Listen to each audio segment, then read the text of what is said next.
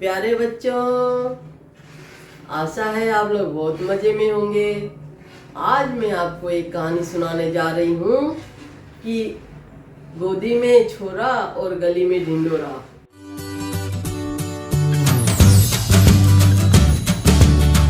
ऐसी एक कहानी है, कहावत है, उस पे एक ये कहानी है जो मैं आपको सुनाना चाहती हूँ।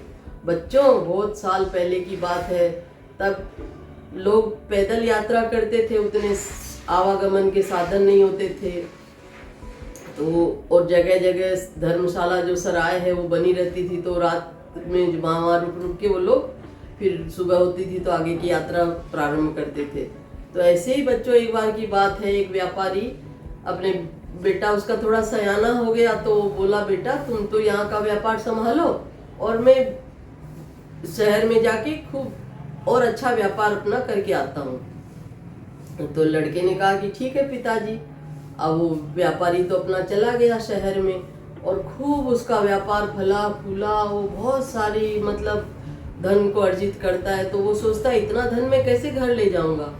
तो वो सोचता है कि मैं इससे लाल खरीद लूं, हीरे खरीद लूं, तो वो छोटे रूप में हो जाएंगे और उनको ले जाना आसान हो जाएगा। यही सब सोच के वो क्या करता है, जोरी से लाल और हीरे खरीद लेता है। जब वो खरीद रहा होता है तो एक ठग है, वो जो धोखा देके पैसे लूटने वाले जो लोग होते हैं ना, उनको ठग बोलते हैं। तो ठग की नज़र में वो आ जाता है कि भाई ये तो बड़ा व्यापारी है, इसने तो इतना माल खरीदा यहाँ से। तो वो क्या करता है, धीरे धीरे धीरे उसका पीछा करते करते करते उसके साथ साथ चलने लगता है, थोड़ा दूरी बना के। फिर जब शाम होती है तो जिस सराय में वो ठहरता है व्यापारी, उसी सराय में वो ठग भी ठहर जाता है। जिस कमरे में वो व्यापारी रहता है वो भी किसी तरह जुगाड़ करके उसी कमरे में रुक जाता है। व्यापारी भी समझ जाता है कि भाई जरूर ये कोई ठग है जो मेरे पीछे पड़ा है, कब से ही पड़ा है पीछे। तो वो क्या करता है कि भाई कुछ जताता नहीं है, चेहरे के हाव भाव बदलता नहीं है, खूब अपने को एकदम शांत और सौम्य रखता है। फिर जब रात्रि भोजन का समय होता है तो व्यापारी बोलता है कि जाओ, पहले तुम भोजन करके आ जाओ और फिर जब तुम आओगे तब मैं भोजन करने चला जाऊंगा। तो बोला कि ठीक है भाई। तब ठग तो भोजन करने चला जाता है और व्यापारी क्या करता है, वो लाल और हीरे की जो पोटली होती है वो ठग के बिस्तर में रख देता है।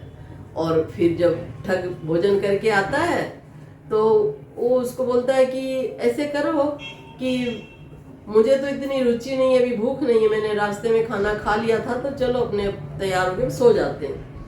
तो व्यापारी ऐसे बोल के अपने बिस्तर में सो जाता है, ठग भी सो जाता है, सोने का नाटक करता है, उसको तो नींद नहीं आ रही है, उसको तो हीरे और लाल दिख रहे हैं। मतलब सोच रहा है कि कैसे व्यापारी सोए और मैं जल्दी से वो सारे माल को ले लूं। तब व्यापारी को जब नींद आ जाती तो वो धीरे से उठता है, पूरा बिस्तर टटोलता है, उसकी जेब टटोलता है, सब जगह देख लेता है, उसकी जो पोटली थी उसको टटोलता है, कहीं उसको वो लाल और हीरे मिलते नहीं है। खोजते खोजते प्रभात होने लग जाती है। प्रभात होने लग जाती है तो वो सोचता है ठग कि भाई अब तो ठीक नहीं है, सब आसपास में लोग जाग जाएंगे, व्यापारी भी जाग जाएगा, और तो वो भी अपने सोने का ढोंग करता है, सो जाता है। सो जाता है तो व्यापारी तो अपने उठता है, उठ के बोल मुंह हाथ धोता है, फिर उसको उठाता है, बोले भाई उठो भाई, देखो भोर हो गई है, आगे की यात्रा प्रारंभ करेंगे। तो उठता है तो भाई बोलता है, अपना मुंह हाथ धोता है, दोनों जन थोड़ा सा कुछ खाते हैं और वहाँ से यात्रा प्रारंभ करते हैं। अब जब यात्रा प्रारंभ करते तो ठग फिर उसके साथ साथ ही चलता है व्यापारी के। और जब देखता है कि व्यापारी का शहर जो गांव आने वाला है तो वो पूछता है उसको, व्यापारी को, कि भाई, वो बोला मेरा तो बस पड़ाव आने वाला है, मेरा तो गांव आ जाएगा, अभी इतनी सी दूर और है, फिर मैं अपने घर चला जाऊंगा।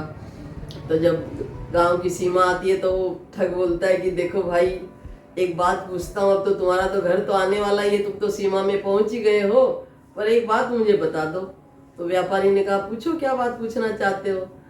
तो बोला कि मैंने आपको जोरी के पास लाल और हीरे खरीदते हुए देखा था और मुझे इतना लालच आया कि मैं किसी तरह उसको आपसे छीन लूं, तो मैं आपसे ले नहीं पाया और मुझे तो पूरी रात में खोजते रह गया, कहीं मुझे वो हीरे जो थे वो मिले नहीं।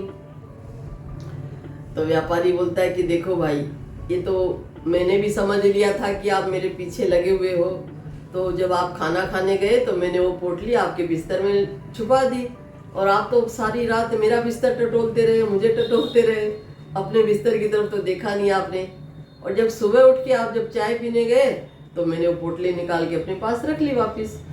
तो बोलो कि ये तो भाई बहुत अच्छा समझदारी का काम किया, और मैंने अपनी मूर्खता दिखी है मेरी कि मैं अपनी बिस्तर पे टटोला ही नहीं। मैं तो सोचा आपका माल है, आप ही के बिस्तर में होगा।